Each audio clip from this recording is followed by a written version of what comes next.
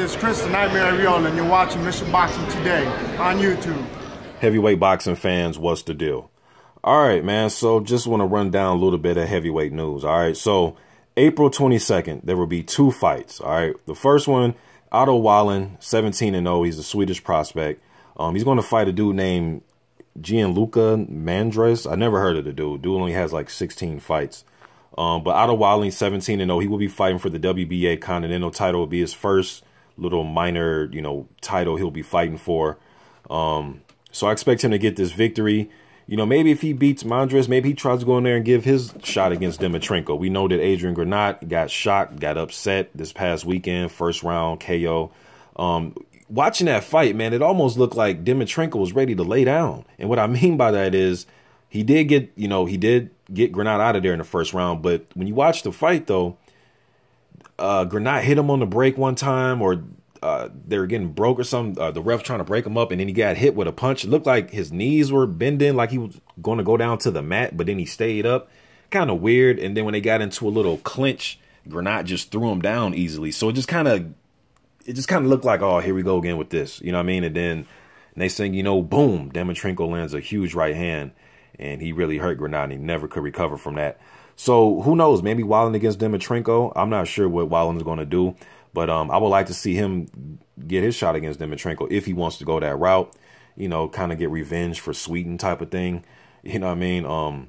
And I'm curious to see if Wallin, if he's more open to fighting Granat now, because that's a fight I thought that should have took place, or that should take place, is Granat versus Wallin. Both the guys from Sweden, both young, both up and coming guys with close to, approaching, like the 20 fight mark here soon. So, I guess we'll see first he has to get past this dude, and then we'll see what he does. But I'd like to see Wallin kind of step up, man. If he doesn't fight a Dimitrenko, at least fight like a high-level journeyman, at least towards the end of the year, like a Derek Rossi. And there's a difference between a high-level journeyman type of dude and a for real, just journeyman that people call bums. You know what I mean? There's a difference.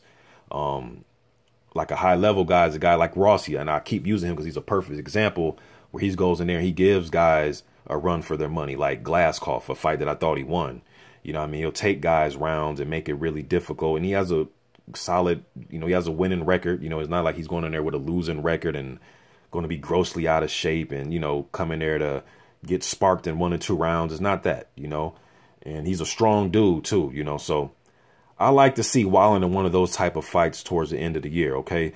Also, April 22nd, Christoph Zimnoch. Now he just revenged the loss to Mike Malo in February, and they had their first fight February of 2016. Mike Malo shocked Zimnoch, knocked him out in the first round, so Zimnoch was able to revenge that loss. And he also had a fight in between that. I believe it was the Marcin Rakowski. Rakowski's a guy that just got brutally knocked out against Carlos Takam in January. But Rakowski and Zimnoch had a damn good and entertaining fight. Thought that fight was very entertaining. But anyways, so yeah, Zimnoch avenged his loss against Mike Malo. Shouts out to Mike Malo. He retired after that fight. He suffered his second loss in a row where he had to retire in his corner. The Rudenko fight, when he retired in the corner on that one, that was due to the doctor's advice that he stopped. I believe it was a cut, if I can remember. But second loss in a row, he retires. He had a good career, man. Entertaining, you know what I mean? The 2 fights against Szpilka, they were on ESPN. Those were very entertaining. The Galata fight, you guys remember that fight? That was on HBO. That was a damn good fight.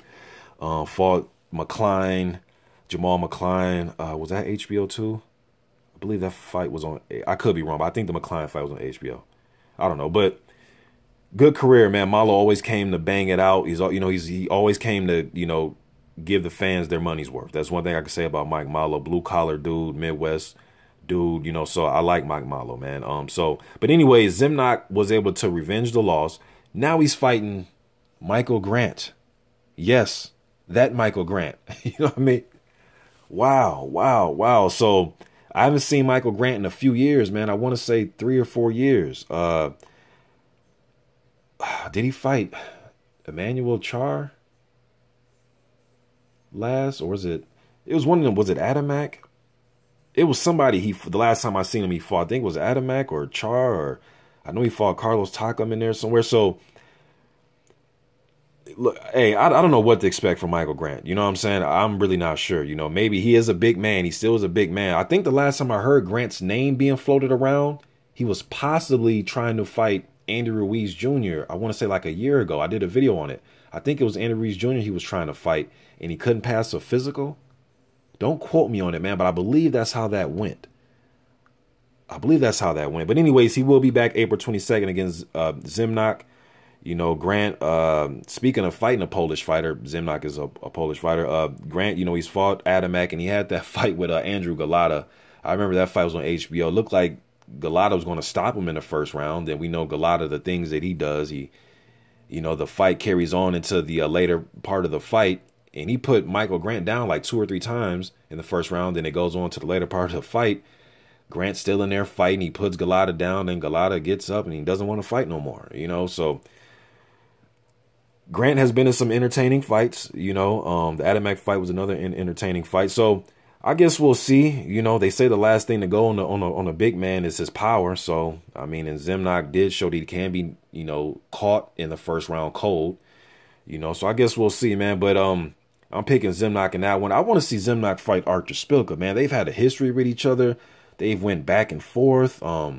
If you go on YouTube and type their name, type Christoph Zimnoch's name in with Artur Szpilka, you'll see the video where Szpilka like headbutts him in his face. Zimnoch was doing an interview, and Szpilka came up and he headbutted the dude in his face. I mean, just crazy stuff. Then even after a fight that Zimnoch had out in Poland, him and Szpilka got into it. Szpilka was out in the crowd and made eye contact with Zimnoch, and they were going at it. I mean, just they have history. And I think it'd be a good fight, especially if, you know, Zimnoch can get this victory against Grant. You know, that'd be a few victories that he stringed along since that first round KO loss, and he revenged the loss against the guy that KO'd him, you know. So I think Zimnoch and Szpilka needs to happen, man, you know. And then some other news. Somebody sent me this link at first, or sent me the message at first, and I was like, for real? So then like a few days went by and I happened to look it up, and yes, Larry Donald is making a comeback. Yes, that Larry Donald, right? He hasn't been in the ring since 2007 against Pavek, and he lost a decision. And before that fight, he fought 2005 against Nikolai Valuev. Larry Donald's 50 years old, y'all. The big 5-0. So back in his heyday, Larry Donald was a good boxer, man. He can box and move. He had really good skills. He had a really good skill set. Being an outboxer, he fought in the Olympics. He represented us in Barcelona in '92. He lost to Roberto Bellato. You guys go look up Roberto Bellato, man. I did a video on him, so you can go look up his fights on YouTube, or if you just want to hear what I had to say about him, type in Mr. Boxing Today 2, Roberto Bellato, man. That dude has skills. He looked like a damn middleweight moving around the ring, fighting, you know, fighting in the Olympics against super heavyweights that year. He was a Cuban fighter, man. That dude has skills. Rest in peace, though, man. He ended up, some tragedy happened. He ended up passing away not too long after the Olympics. I think like a few years after, something like that. So, but yeah, man, Larry Donald, he's fought some of everybody, right? Povetkin, Valuev, he fought Witherspoon. I know he fought Bo back in the day, Vitaly Klitschko, Holyfield, Kirk Johnson. I remember the Kirk Johnson fight. Kirk Johnson was one of my favorite. You guys heard me say this a million times on my channel, but he was one of my favorite up-and-coming prospect / contender heavyweights in like that late 90s going into the early 2000s, like 2001. You know what I mean? So Larry Donald fought in a lot of fucking title eliminator fights, man. Like, that's what I known him for, is fighting in a whole bunch of title eliminators. He was on that one card that King put together, Don King, when he put together that fight card where he had like 4 heavyweight fights on there. So yeah, man. So Larry Donald will be back April 29th, the same day as Klitschko and the Klitschko and Joshua fight. So I guess we'll see what Larry has, man. I guess we'll see, but just funny to hear that he's back. And then the fight this past weekend with Marius Wach and Erkin Tepper. Watched that fight, you know, and I gave Wach that fight 8 rounds to 4, 7 rounds to 5, somewhere in there. The fight's on YouTube. It looked like them dudes was fighting that damn fight in slow motion, certain parts of the fight, man. It's just, Tepper does not look anywhere near what he used to look like. When he fought Johan Duapa and he fought Price, he just does not look the same, man. The punches have no snap on him like they used to. I thought he lost the Derek Rossi fight when he came back initially. I thought he lost that fight against Rossi when he came back, and they ended up giving it to him. And that's another reason why I wanted Rossi to fight Wallin. But anyways, but I thought he lost to Rossi, and then he officially did lose to Christian Hammer, and then now he just lost to Mariusz Wach. So he just has not looked the same, man. I don't know what he's going to do. Mariusz Wach, I don't know what he's going to do either after this fight. He's only had 2 losses, right, to Povetkin and Klitschko. I believe those are his only 2 losses. I believe so. I believe.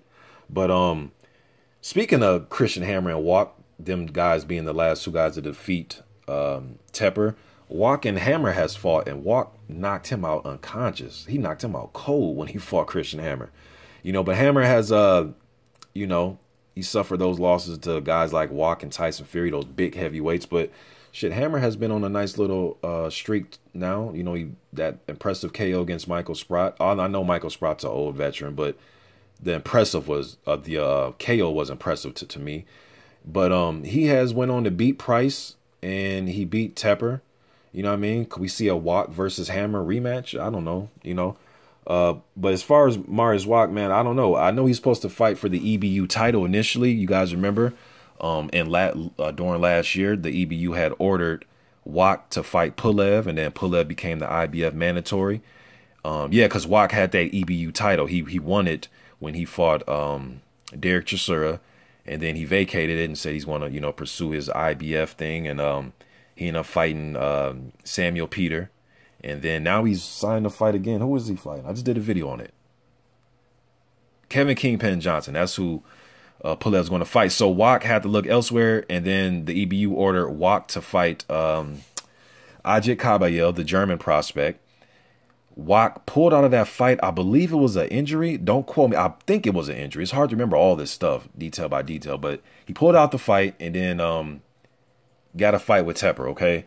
And then Kabayel ended up fighting Herve Hubo. And so he has that EBU title. So does Wach want to go for EBU title, you know, against a young, fresh guy like that? Or does he want to try to get one more crack at some type of title shot? I know a few months, or like a month ago, I know the WBC had him in their rankings. Not that I'm saying that I want to see him fight Deontay Wilder. Okay, I'm not saying that. I'm just saying he was in a sanctioning body's top 15. I believe he's rated by another one. I can't remember. But I'm not sure what Mariusz Wach is going to do. He did pick up a minor IBF title. So I guess we'll see what Wach does. He's still big and durable. You know, that's one thing you can't say about Mariusz Wach. He is big and durable. But he, you know, he was another guy that hasn't looked all that great to me in the last, like, you know, year and a half or so. Because even that fight against Marcelo Nascimento, I thought that Wach lost that fight, you know. But I guess we'll see, you know. You're as good as your last performance, man, and you get a W and you get the advance, you know what I mean? So I guess we'll see what Mariusz Wach does. But I'm just getting, you know, my thoughts about, you know, this under the radar type of heavyweight news. You guys let me know what you think in the comment section. I'm out.